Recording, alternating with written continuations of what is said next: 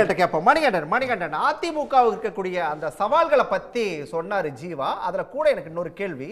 இப்போ தாவேகா அதிமுக விமர்சிக்குது, அதே போல அதிமுக அதுக்கு பதிலடி கொடுக்குது. ஆனா பாஜக இன்னும் கூட விஜயை பத்தி எந்த விமர்சனத்தையும் முன்வைக்காம சைலண்டா இருக்கிறதுக்கு என்ன காரணம்னு ஒரு கேள்வி வருது. கடைசி நேரத்துல விஜய் ஏதாவது உள்ள கொண்டு வரலாம் அப்படின்னு சொல்லி பாஜக ஒரு கணக்க போடுது. ஒரு வேண்டுகோள், நான் பேசுறப்ப தம்பி ஜீவசகாப்தன் குறுக்க வரக்கூடாதுன்னு சொல்லிடுறேன். 10 நாளைக்கு முன்னாடி வரைக்கும் இதே சன் ஸ்டுடியோவில் உட்காந்துட்டு தம்பி ஜீவசகாப்தன் அதிமுக 2ஆ இருக்குது, 4ஆ இருக்குது, 6ஆ இருக்குது, 18ஆ இருக்குது, 36ஆ இருக்குது, 64ஆ இருக்குது, 128ஆ இருக்குதுன்னாரு. இப்ப தினகரன் உள்ள வந்துட்டாரு. பன்னீர்செல்வம் கட்சிக்குள்ள வருவார்னு நான் சொல்லல, நல்லா சொன்னதை உள் வாங்கிக்கங்க. பன்னீர்செல்வம் தேசிய ஜனநாயக கூட்டணியில இன்னும் 10 நாளுக்குள்ள இணைய போறாரு. அன்னைக்கு என்னையும் தம்பி ஜீவசகாப்தத்தையும் கூப்பிடுங்க. நம்பர் 1. சேர்ந்ததுக்கு அப்புறம் ராஜா போயிட்டாரு, ராணி போயிட்டாரு, ஜெல்லாவாது, கோந்தாவாது, பேஸ்டாவாது, டேக்கப் ஆகாதுன்னு வழக்கமா ஏங்க 10 நாளைக்கு முன்னாடி பேசுனது எந்த வாயி?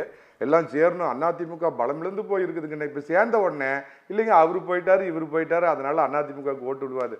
பாவம் அவர் சொல்லிட்டு இருக்கு. நான் ஒண்ணு கேட்கிறேன், செல்வ பெருந்தொகை தான் உங்களோட கூட்டணியை கன்ஃபார்ம் பண்ணிருக்கிறாரு. சோழிய முடிக்கிறங்க அண்ணன் சோடங்கர் இது வரைக்கும் சொல்லியிருக்கிறாரா?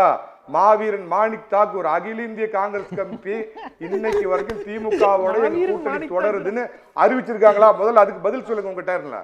அவங்களே என்ன சொல்லல. செல்வ பெருந்தகை உங்காலு அவரு சொல்லிட்டு இருக்கிறாரு, உங்க கூட்டணியா இங்க ஜில்லாவில் இன்னும் வைகோ பஞ்சாயத்து இருக்கு, இங்க எல்லாம் முடிஞ்சு போச்சுங்க. அன்புமணி சேர்ற அன்னைக்கு என்ன சொன்னார்? எங்களுக்குள்ள தொகுதி பங்கீடு நிறைவு பெற்றது, எவ்வளவுங்கிறது பின்னாடி அறிவு பண்ணாரு. பாஜகவுக்கு 2029 எம்பி தேர்தல் முக்கியம். கொடுக்கிற தொகுதி அவங்க வாங்கிட்டு போறாங்க. ஆனா உங்க பக்கம் பஞ்சாயத்தே இனிமேல் தான் ஸ்டார்ட் ஆக போகுது. நம்ம உருவம் பழைய புலி இருக்கிறாருல, அவரை உதயசூரியன் நிக்க சொன்னீங்கன்னா கண்ணு தண்ணி விடுவாரு, இல்லைன்னா வெளியே கிளம்புவாரு. இவ்வளோ பஞ்சாயத்தை வச்சுக்கிட்டு இவர் என்ன அதிமுகவுக்கு பஞ்சாயத்து சொல்றாரு? இன்னொருத்தர் இருக்கிறாருங்க, நான் மறந்து போயிட்டேன். தலைவா படம் ரிலீஸ் ஆகலன்னொடனே கொடநாடுக்கு போய் மண்டிட்டு அப்படியே மந்திரம் ஜபிச்ச மாவீரன் ஒருத்தர் இருக்கிறாரு. அவரு சொல்றாரு. அதே மாதிரி அதுக்கு கொஞ்ச நாளைக்கு முன்னாடி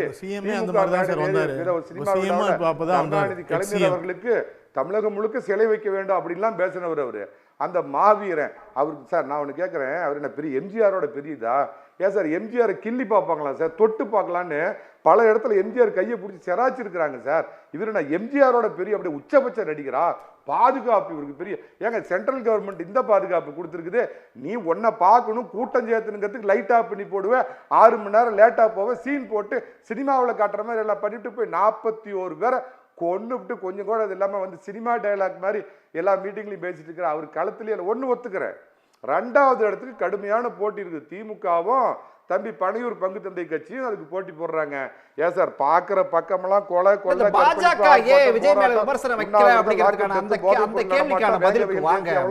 பரந்தூர் பயங்கரம் கள்ளச்சாராயம் குண்டு வெடிப்பு இருக்கிற இந்த திராவிட மாடல் திராவிட மாடலுக்கு போய் மக்கள் திரும்ப ஓட்டு போட போறாங்களா? பழனிசாமி வருவான் தமிழகத்தை காப்பான்னு காத்துக்கிட்டு இருக்கிறப்ப விஜய்க்கும் திமுகவுக்கும் 2வது இடத்துல போட்டி இருக்கலாம். அதே மாதிரி அவர் தமிழ் தேசிய அதிபர்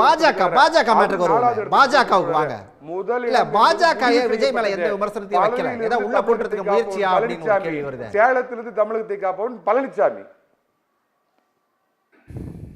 கேட்டுச்சா? நான் கேட்டது பாஜக ஏன் விஜய் மேல எந்த விமர்சனத்தையும் வைக்காம இருக்கு? சொல்லுங்க சார், கேட்கல, திரும்ப வாங்க. பாஜக ஏன் விஜய் மேல எந்த விமர்சனத்தையும் முன்வைக்கல? மரியாதைக்குரிய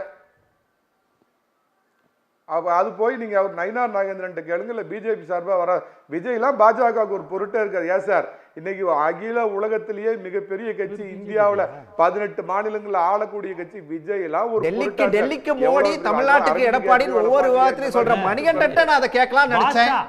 பாஷா அவருக்கு அங்க பெரிய பாஷா பாய், இங்க சின்ன பாஷா பாய் சொன்னது நீங்க தான் இல்ல நினைச்சிருக்கலாம். மரியாதைக்குரிய அங்க டெல்லி பாஷா பாய் இவரெல்லாம் ஒரு பொருட்டா? விஜய் சோசப் படத்துல அரிதா. அப்புறம் இன்னொன்னு முக்கியமா மறந்து போயிட்டேன், இந்த நேத்து வரைக்கும் அதிமுகவுக்கு ரூட் மேப் பாயா இருந்துட்டு இப்ப போய் நம்ம பனையூர் பங்கு தந்தைக்கு டச் அப் பாயா இருக்கிறார் செங்கோட்டையன். அவரா தனிப்பட்ட தாக்குதல் வேண்டாங்க, தனிப்பட்ட தாக்குதல் வேண்டாங்க. அதிமுக ஒரு ஊழல் கட்சி சார். முடிச்சிடுற ஒரே நிமிஷம். அவரை பக்கத்துல வச்சுக்கிட்டு அதிமுக ஊழல் கட்சின்னு அந்த நேத்து சோசப் விஜய் சொல்றாரு. வாய் மூடி மௌனியா இருக்கிற திரு செங்கோட்டையன் அவர்களே, கோபியில உங்க போட்டியவும் வேட்டியும் உருவத்துக்கு அதிமுக காரன் காத்துக்கிட்டு இருக்கான். ரைட் ஜேம்ஸ், அதாவது எல்லாருமே இந்த அரங்கத்தில் அந்த 41 உயிர்களை தொட்டதுனால சொல்கிறேன், அது ஒரு அசம்பாவிதம். அது இன்னும் என்கொயரியில் இருக்குது, சிபிஐ என்கொயரியில் இருக்குது. ஆனால் நான் என்ன கேட்குறேன்னா, கள்ள சாராயத்துக்கு இத்தனை காலங்களில் எத்தனை பேர் செத்துருக்காங்க? உங்களோட ஜூரிஸ்டிக்ஷனில் இருக்குது, காவல்துறை உங்ககிட்ட இருக்குது, நீங்கள் தடுத்துருக்கீங்க, சட்டம் போட்டிருக்கீங்க. ஆனாலும் எத்தனை உயிர்கள் வந்து இப்போ இவங்க ஆட்சி காலத்தில் இறந்து போலியா? அப்போ அது என்னது? உங்களுக்கு தெரிஞ்சு உங்கள் சர்க்கிளில் இருக்கிறத உங்களால் தடுக்க முடியல. அதே மாதிரி சாலைகள் ஒழுங்கா போடாமல் ஊழல் செஞ்சு சாலை மின்சாரம் தாக்கி ஒழுங்கா மின்சாரம் இல்லாத இடங்கள் அறைக்குள்ள உட்கார்ந்துகிட்டே அரசியல் பண்றாருன்னு சொல்லி செல்லூர் ராஜு ஒரு வாதத்தை முன் வச்சாரு. அதாவது வெளியில இருந்து எத்தனை பேசினாலும் எல்லாமே வந்து புரளிகளாவோ இல்லை வந்து வாக்குறுதிகளை வந்து நிறைவேற்றாத ஒரு விஷயத்தை இருந்து சொல்றவங்க பேசாம இருக்கிறதே மேல். என்னைக்கோ ஒரு நாள் வந்து பேசினாலும் அதுக்கேற்ற மாதிரி செஞ்சுட்டு போயிட்டே இருப்பாங்க. இப்போ வந்து விஜய் அவர்கள் பேசலனாலும் அவர்களுடைய கட்சியில் தினமுமே வந்து வேலை நடக்குது. அன்னைக்கு கூட பார்த்தீங்கன்னா என்ன அர்த்தம்? பூத்து கமிட்டி செட் பண்ணுறாங்க, வேட்பாளர்களுக்கு ரெடி பண்ணுறாங்க, தேர்தல் குழு இப்போ கூட பார்த்தீங்கன்னா அறிக்கை ரெடி பண்ணுறதுக்கு மக்களிடக்கே போகிறாங்க எல்லா மாவட்டத்திலையும். சுமன் கவி கேட்டார்ல, சிஎம் பேசுறாரு, எதிர்கட்சி தலைவர் பேசுறாரு, இவரை பார்க்கறதுக்கு வீட்டுக்கே போறாங்க, அங்கேயாவது 4 வார்த்தை பேசியிருக்கலாம்.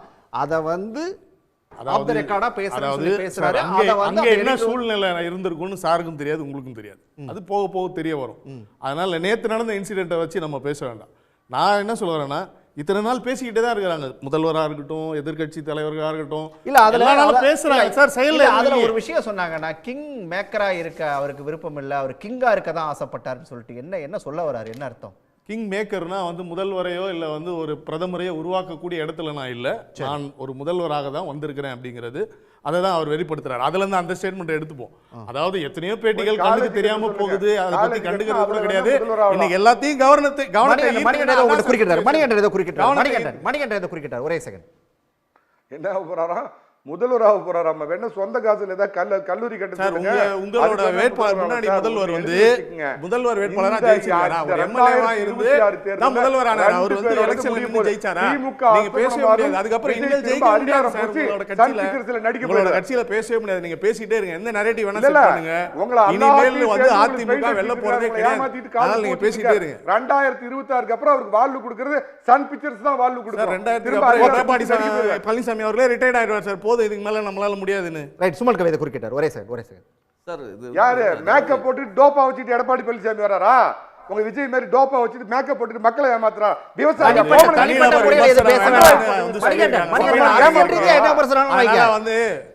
தனிப்பட்ட முறையில இது யாரையும் கட்சியோட வெளிப்பாடு அப்படிதானே நீங்க அந்த மாதிரி விமர்சனம் வைங்க. குறுக்கிடாதனால எனக்கு அதிகாரம். கிங் மேக்கர் கிடையாது. யாரோட கம்பேர்? எடப்பாடி பழனிசாமி 1989 எம்எல்ஏ ஆனப்ப 10 வயசு டவுசர் போடாத பையன் விஜய் சார். அதுக்கு முன்னாடி நிறைய பேர் பிறகாமலே இருந்திருப்பாங்க சார். நீங்க இப்படியே பேசிட்டே இருக்க, பழைய புறாங்க பேசிட்டே இருக்க. 4 ஐடி ரைடு போனாங்களே உங்களோட பிஜேபி கவர்மெண்ட்லயே, உங்க கூட்டணியில, அதை பத்தி பேசுங்க சார்.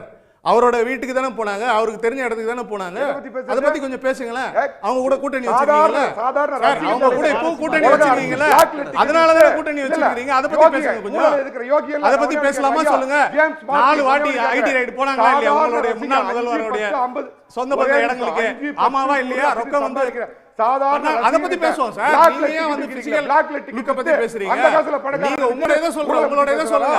சிபிஐ மூலமா வழக்கு மூலமா உங்களோட கட்சி தான் மொத்தமா தமிழக மக்களே வந்து நீங்க வந்து அடிமையா வச்சிருக்கீங்க. ஒரே ஒரு கருத்து. இன்னைக்கு அதிமுக மணிகண்டன் பேசலாம், தொடர்ந்து பேசலாம். வர இன்னைக்கு அதிமுக அவங்க பிளாக்ல டிக்கெட் விக்கல. இதெல்லாம் ஜனநாயக பணக்காரன பண்ணையார இன்னைக்கு அவங்களே ஒருத்தர் அடிச்சுக்கிறாங்க. அதான் உண்மை. ஓகே. உடனுக்குடன் செய்திகளை தெரிந்து கொள்ள சன் நியூஸ் பெல் ஐகானை கிளிக் பண்ணுங்க.